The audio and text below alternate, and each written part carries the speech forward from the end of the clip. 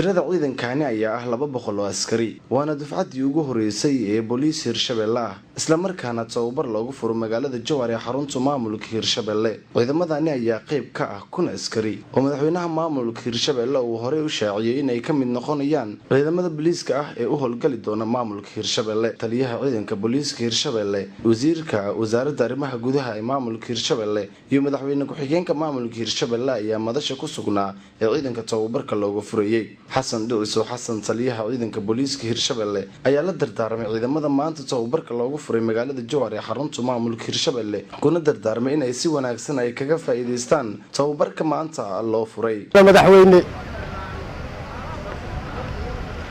waxa halkan kugu diyaara ciidankii booliiska Hirshabelle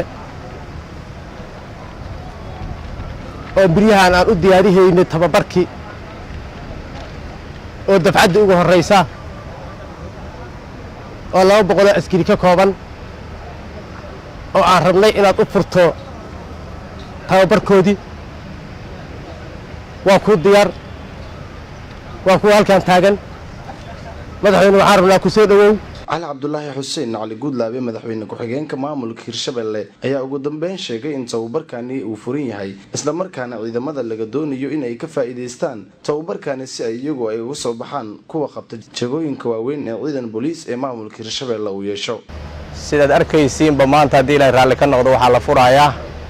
tababarkii ugu horeeyay ciidanka booliiska sanadkan loogu talagalay Hirshabelle in loo tababaro wuxuu gaarayaa ilaa 1,000 askari la tababari doona sanadkan hadii la raali ka noqdo nasiib wanaag dufcada ugu horeysa idinka noqday dhowr qayb loo qaybiyay nasiib waxaad u yeelateen inaad naqatiin dufcada ugu horeysay ee tababar loo furo 200 ugu horeysa tihiin tababarkuna maanta oo idin furma hadii la raali ka noqdo wixii maanta laga bilaabo tababarka waa idin furan yahay waxa la idinka rabaa adeeg badan la idinka rabaa dulqaada la idinka rabaa markaad u jeediino saraakiisha sidaan ay u soo mareen diboobaysan u soo mareen dulqaadkii dib waxay gaareen darajadaas